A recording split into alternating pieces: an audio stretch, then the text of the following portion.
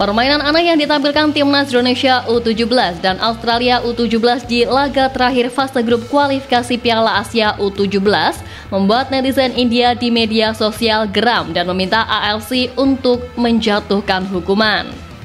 Pasalnya, India mempunyai peluang lolos ke putaran final melalui jalur runner-up terbaik jika Australia meraih kemenangan atas Indonesia. Akan tetapi, keanehan yang terjadi sejak menit ke-60 di laga Indonesia versus Australia nampak dari tidak adanya intensi untuk menekan dan melancarkan serangan ke area pertahanan lawan. Para pemain Australia pun hanya memainkan bola di area tengah lapangan, sedangkan Indonesia mencoba menjaga area pertahanan sendiri tanpa ada niat merebut. Hingga tidak ada gol yang diciptakan oleh kedua tim dan membuatnya dipastikan lolos ke panggung utama. Pada akhirnya India hanya menempati urutan kelima dengan koleksi 3 poin, sedangkan Indonesia duduk di posisi ketiga dengan raihan 4 angka. Karena itulah banyak yang menilai Australia U17 sengaja tak menyerang demi menghindari serangan balik Garuda Asia dan menargetkan hasil imbang demi posisi aman. Tapi hal ini membuat banyak masyarakat India geram karena menyebut pertandingan Indonesia versus Australia sangat memalukan. Timnas India U17 seharusnya bisa menentukan nasib mereka sendiri daripada bergantung pada hasil lain. Tetapi lihat saja bagaimana Australia dan Indonesia bermain, ini memalukan. Memang, Timnas Indonesia U17 berhasil lolos karena imbang. Namun sekalipun Garuda Asia kalah, India U17 belum tentu bisa masuk ke dalam 5 runner-up terbaik. Tak hanya menuai hujatan dari publik India, nyatanya kiprah Garuda Asia di laga ini juga disorot oleh warganet dari negara-negara Asia lainnya. Mereka bahkan menuding bahwa laga Indonesia dan Australia bermain sabun atau pengaturan skor demi bisa lolos ke putaran final Piala Asia U17. Sontak, fenomena tersebut lantas menuai tanggapan dari sejumlah warganet, salah satunya supporter asal Thailand dengan akun X @thaifootballs.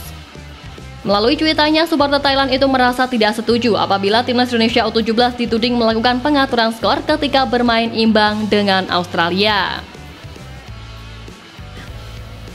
Menurutnya, ini merupakan murni dari keuntungan sistem kualifikasi yang diterapkan oleh AFC selaku otoritas tertinggi sepak bola Asia karena tidak memainkan laga penentuan secara serentak. Situasi semacam ini mengingatkan kepada pertandingan antara Vietnam versus Thailand di Piala AFF U19 2022 lalu yang berakhir imbang 1-1. Serupa dengan laga semalam, Thailand dan Vietnam U19 juga hanya bermain operan pendek di lini pertahanan sendiri hingga waktu berakhir. Hasilnya, skor imbang antara Thailand versus Vietnam tersebut memupuskan harapan Sintayong yang saat itu menukangi Timnas Indonesia U19 ke semifinal Piala AFF 2022. Terlepas dari itu, hasil yang diraih skuad asuhan Nova Arianto ini mampu membuat publik Vietnam kaget. Melalui medianya, mereka menyebut bahwa Indonesia memiliki skenario yang sangat menakjubkan. Mampu lolos berkat jatah tim peringkat kedua terbaik, Garuda Asia dinilai mampu memanfaatkan jatah tiket final dengan sangat baik dan juga hasil yang cukup bagus. Prestasi ini disebut semakin membuktikan kalau sepak bola Indonesia memang telah berkembang di berbagai level usia.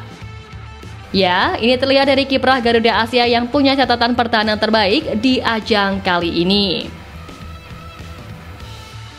Tercatat dari 3 pertandingan kualifikasi, gawang mereka sama sekali tidak kebobolan. Yang mana 3 kali clean sheet jadi bukti kukuhnya pertahanan tim. Sosok di bawah mister gawang yakni Dava Al-Ghassemi pun banyak menuai pujian karena dia selalu menjadi pilihan utama Coach Nova. Hanya saat melawan Kepulauan Mariana Utara, dia tidak bekerja keras di lapangan. Namun saat melawan Kuwait dan Australia, ia harus jatuh bangun mempertahankan gawangnya.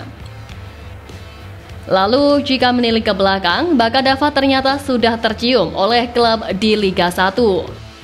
Pada usia 16 tahun pun statusnya kini sudah bersama tim senior Dewa United. Meski belum dapat kesempatan debut di kasta tertinggi sepak bola Indonesia, Dava memperlihatkan kemampuannya bersama Timnas Indonesia U17. Selain kerja sang kiper, para pemain belakang pun juga layak untuk dipuji. Dikomandoi Putu Panji dan Matthew Baker, mereka selalu bermain dengan disiplin. Saat melawan Australia pun, beberapa kali pertahanan Garuda Asia sulit ditembus. Mereka melakukan cover apik agar lawan tidak leluasa untuk menyelesaikan peluang yang didapat. Meski saat melawan Australia memilih untuk tampil bertahan, tapi mereka melakukan serangan balik cepat ketika mendapatkan bola. Sejatinya pada babak kedua juga hampir sama, bedanya Sahabi Goli dan kawan-kawan tidak terlalu agresif melakukan pressing kepada Australia yang menguasai permainan. Taktik cerdik untuk mengamankan hasil imbang karena 1 poin tambahan sudah cukup untuk membawa tiket ke Piala Asia U17. Tentu akan ada ragam reaksi dari netizen terkait strategi bertahan ini, namun hal ini jelas tidak melanggar aturan. Lantaran Australia pun hanya memainkan ball position di area tengah dan tidak berani banyak menyerang lantaran khawatir terkena serangan balik Indonesia. Dari data yang ada pun di kelompok usia U17, Indonesia dan Australia sudah 6 kali bertemu.